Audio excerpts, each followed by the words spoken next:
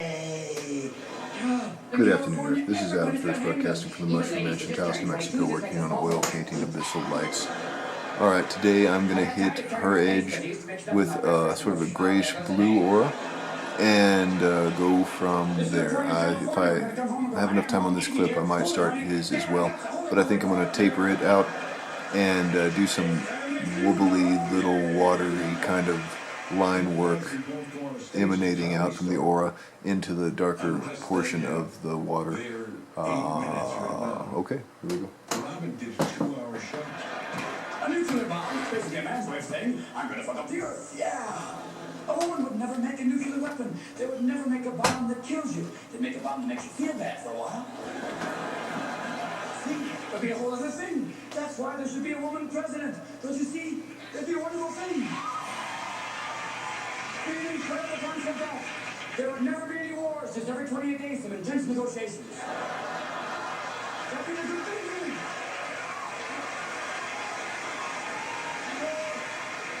Mrs. Carlos, over for years, was my stand-in man. He and I are like this. We are. Which one is this?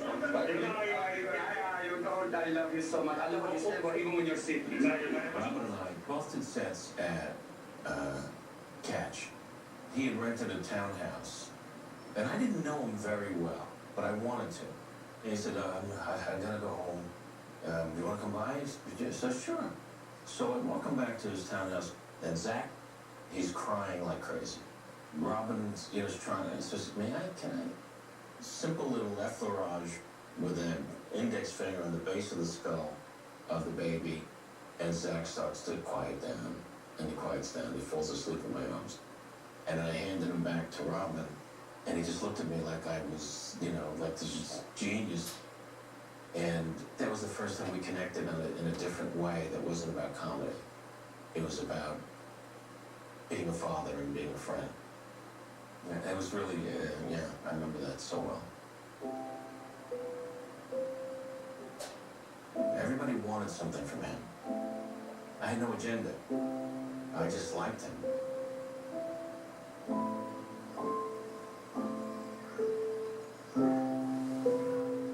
Oh, Miss Robin, you used to that. Yeah. Piece of cake. Karen and I were home. This is strange sort of thing.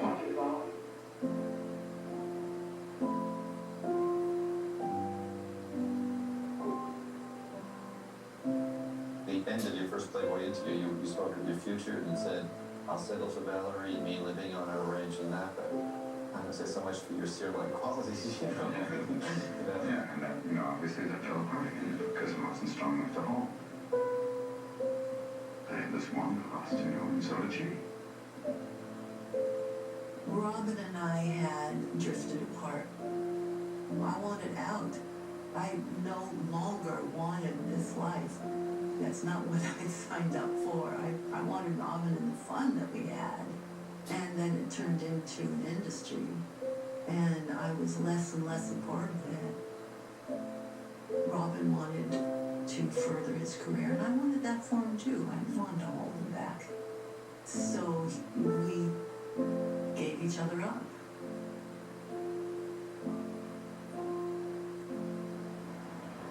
The saddest thing in the world is life, man. You telling me? Mm-hmm. It gets so bad sometimes I don't think I make it. I'm gonna tell you I had a kid. I got involved with this girl, man. She got pregnant and went on back home to Alabama. Thomas Alva Witherspoon, 5 years old.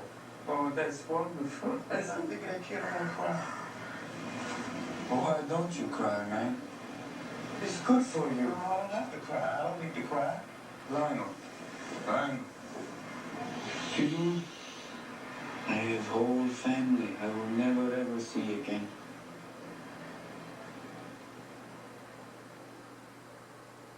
Contrary to what the national papers said, Robin and I had ended our marriage. And then Robin and Marcia started up a relationship.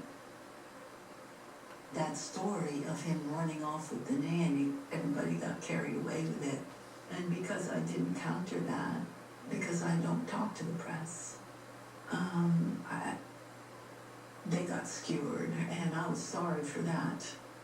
And I'm sorry for Marcia that she had to start her adventure with Robin in such an unpleasant way. It was a year after I'd been separated, and she only took care of Zachary for a short time and then became my assistant. When I was on the road, she would help me write material.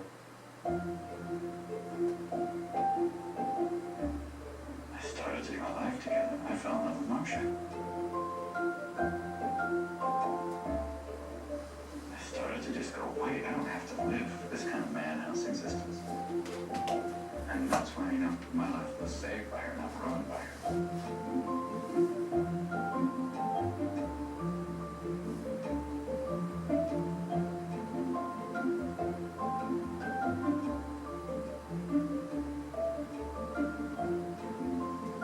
She's real honest about things, about everything. In terms of work, in terms of life. If I start to get a little kind of like this, she'll say, wise up. If I start to get too insecure, she'll say, stop it, you're great. She's really bounded in that sense.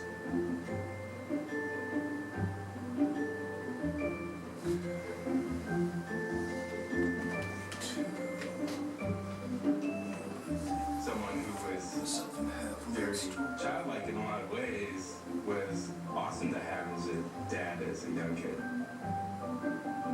He would set up a whole yard filled with, toys. My dad wasn't afraid to get his hands dirty and jump in and play with kids, but on their terms. B28, take 2, 8 MD cameras. Action.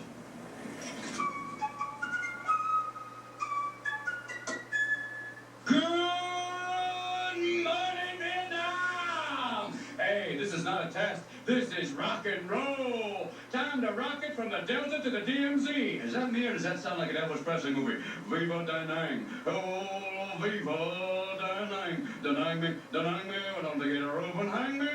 Hey, it's a little too early for being that loud. Hey, too late. In those days, television and film were two different worlds, and it was rare that you had crossover TV people doing film and film people doing TV.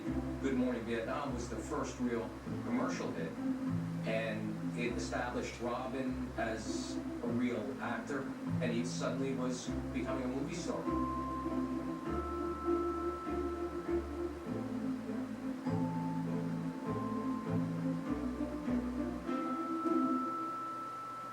I don't remember when I met him.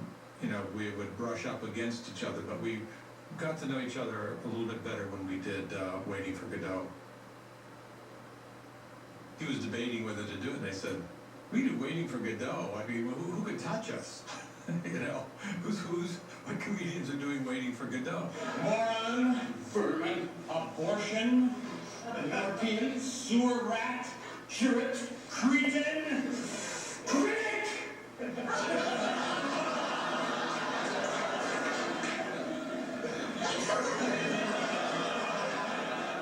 I was learning from him about physical comedy and just the nuts and bolts of time. Because obviously when I do my act, I don't have timing. And he is, literally about your comedy of thoughts, holding back.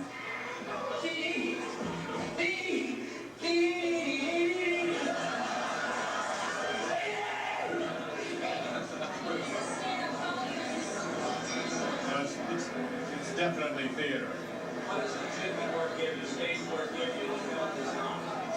I don't know how to answer that. It's something that the differences are obvious to me. To do this play, it's one of the most powerful pieces of literature in the 20th century. I think it kind of helps. Except for Cruel Shoes. Cruel Shoes, I think, was one of the second most powerful pieces. It really helps to do something so amazing that every night you can do it differently, but yet it's the same. You can get deeper and deeper within this play and find things every night you can change because it's so amazing. It's funny, for me, I figured it out on day one and it never changed.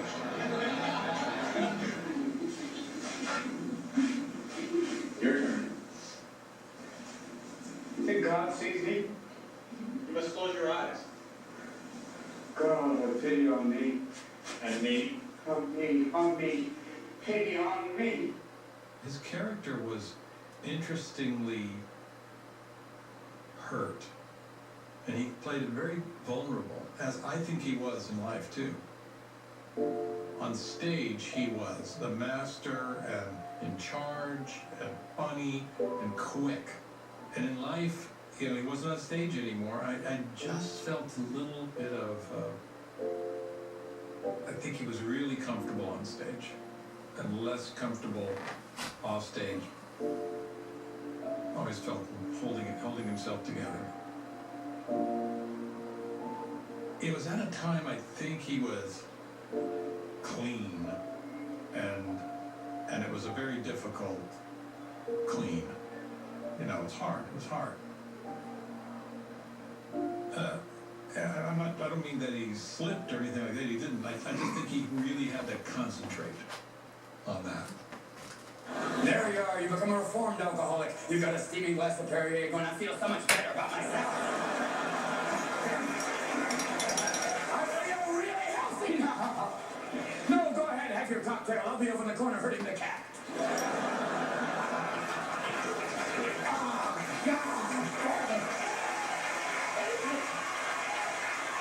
You know many other people whose minds work faster than yours? Yeah, it's time to meet them. Oliver Sacks playing him in Awakening. He's such a compassionate man, and the idea of treating the brain as a subjective subject, this is the idea that the brain can be one thing and then the other, simultaneously. What about this? What do you mean this? It's a strobe. You're wrong. All of this before is the strobe. This is me saying his name to him. Excuse me.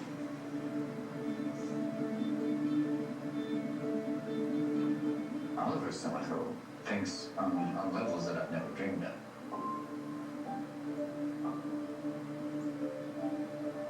He introduced you to a guy with Tourette's syndrome named Shane. It had a profound influence on you.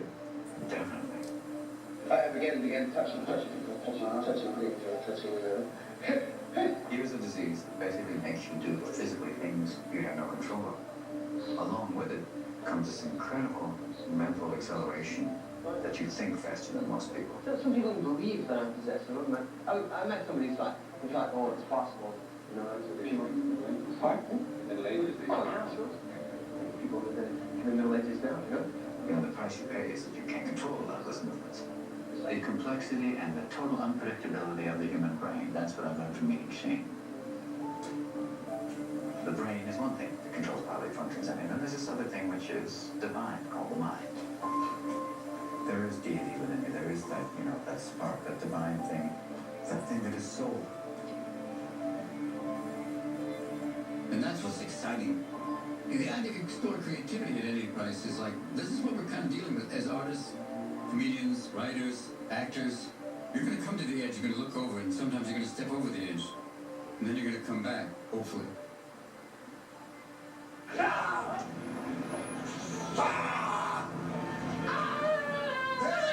What are you looking at?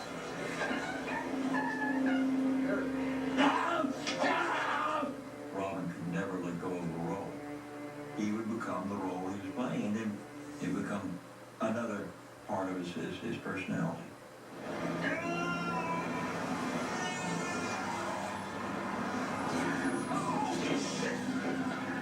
Now when I see someone on the street ranting at the world, it isn't just lumped into there's a generalized crazy person. You know that they're suffering from something specific. And that they have a life, a past, and a present.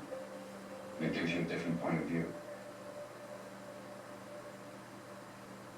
Won't you join us for a once-in-a-lifetime comedy event? As some of today's And yesterday and tomorrow's funniest stars come together for an unforgettable night of laughter. comic relief. Was our farm aid.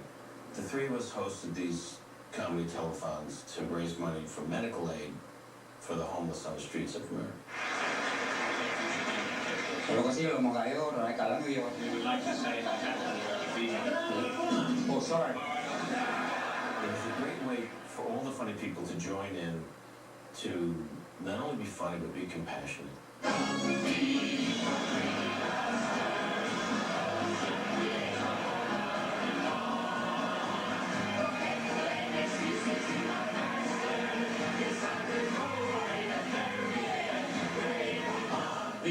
reason that I am not running for president is I swear to God, I have this fear no woman would come forward to say she had sex with me. I would be doing one of those interviews on CNN looking into a camera going, come on, Susan, you know you fucked me.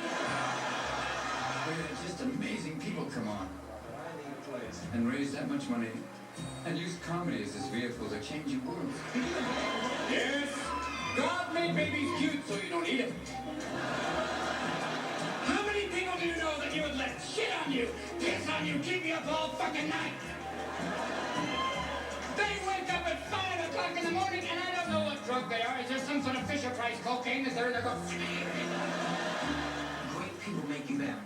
You got over the fact that it was Robin, and then you went to work. You did what you needed to do because you wanted to be up to speed. It was just like, oh no, you're not leaving me in the dust. I want to be right here, right next to you running. I wanted to be able to play and keep up. Oh, seriously? Alright, so take more. Bill and the big chubby jokes up you got. This is a penis thing. I didn't. It's all. Do you ever notice that? Wait a minute, Okay, here we go. No.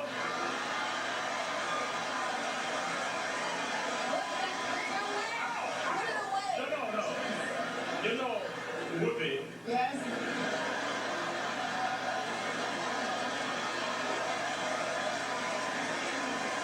Nice to see you, Whoopi.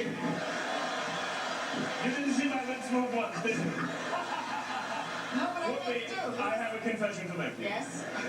Me too, Whoopi. I am not what I appear to be. I am a Jew.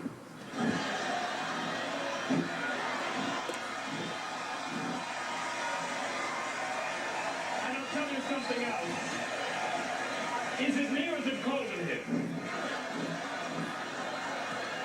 It's very convenient, you know? This is... It's okay.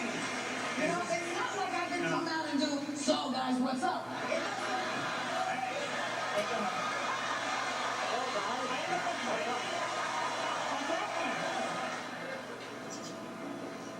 We commend into your hands the spirit of your servant, Ronald Wilson Reagan. I'm watching Ronald Reagan's funeral, and the phone rings. And I go, hello. Bill? Hi, it's Ron Reagan. So, what a coincidence. I'm watching your funeral. Well, I just want to tell you that I'm in heaven now, and I'm at a party. I'm having a wonderful time. I said, oh, really? What's heaven like? Well, it's a lot hotter than I thought it was going to be. Really? You know, you may not be in heaven, sir. You may be in the other place. Oh, that would explain why I'm in a hot tub with Nixon and his balls are resting on the bridge of my nose. Wherever I was. When the phone would ring and I'd look at it and I'd see the 415 area code, I knew it was him. I knew it was going to be something really good. Sunday, 1:21 p.m.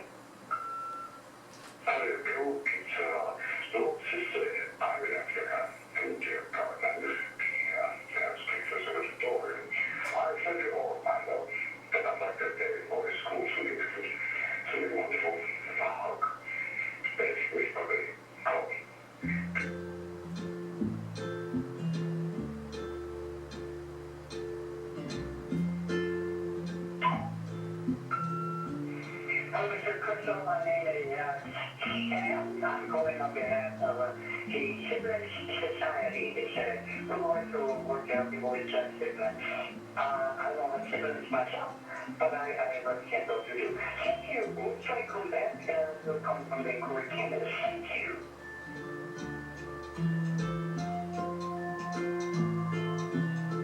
As the friendship really grew and grew, we kind of needed each other.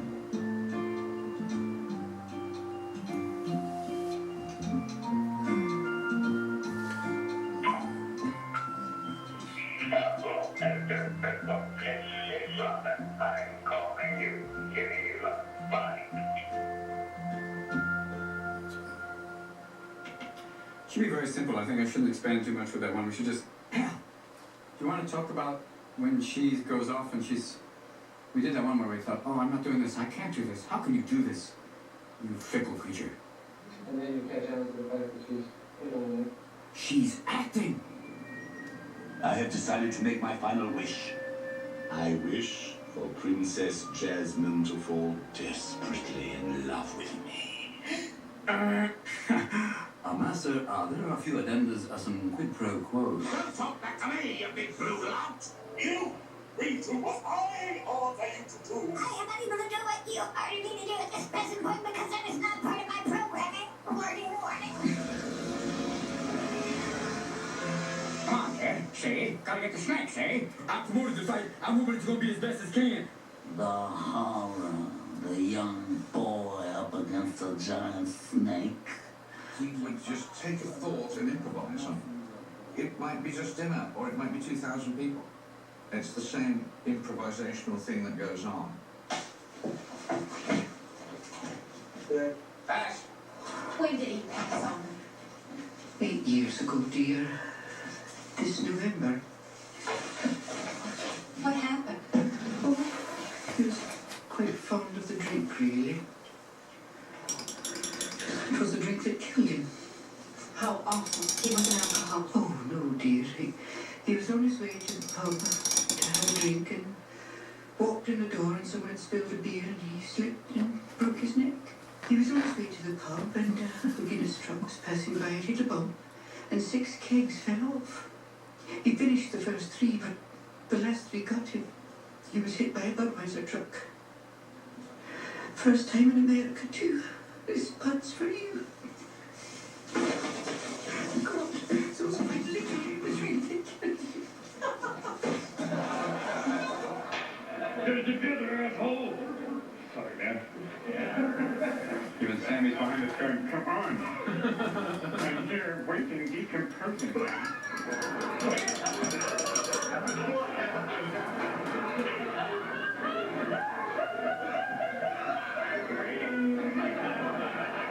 was vital for him to have an audience. And it was hilarious, but it was a need, very needy for him to communicate and be funny.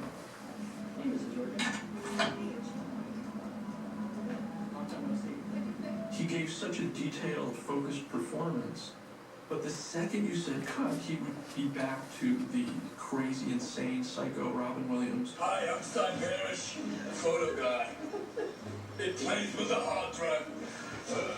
I can't help it's not really my section, but you're Will Yorkin! The urge to be funny and to make people laugh was so innate in him and so almost like breathing for him that if he didn't get that out of his system, it would have infected his performance in a bad way. Food! Boy, you're here in the flesh! Woo-hoo! Not often I see you in here.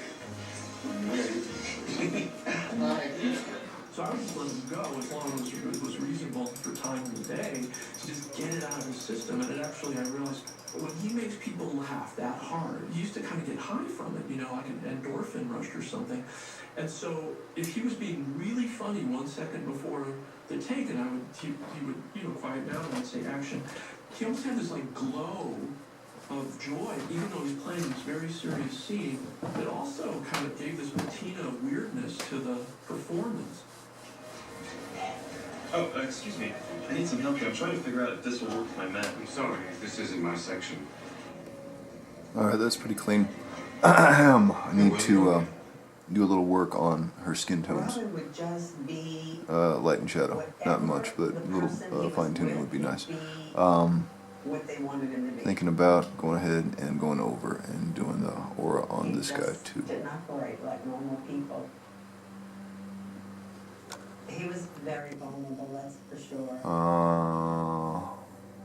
He held on to I've only got 3 minutes and YouTube uploads have been slow lately. I don't know what's going on with that. I'm going to have to call the net company again, so I think I'm going to lean against it for the moment. Call it good for now. Maybe move to a different painting, or because I don't think I'm going to be able to finish this today anyway. And there's only a couple more steps to do. So I might just do some off-camera fine-tuning and let it be for the moment. So I think that's it. That's Adam Sturch broadcasting from the Mushroom Mansion, Taos, Mexico, working on oil painting abyssal lights, doing the detailing on the aura for the left central figure. Central left, or left hand, whatever, I don't know, the other figure. I spent too much time with you, Daniel. It's over. It's over. So that's it. Have a good day, Earth. And listen.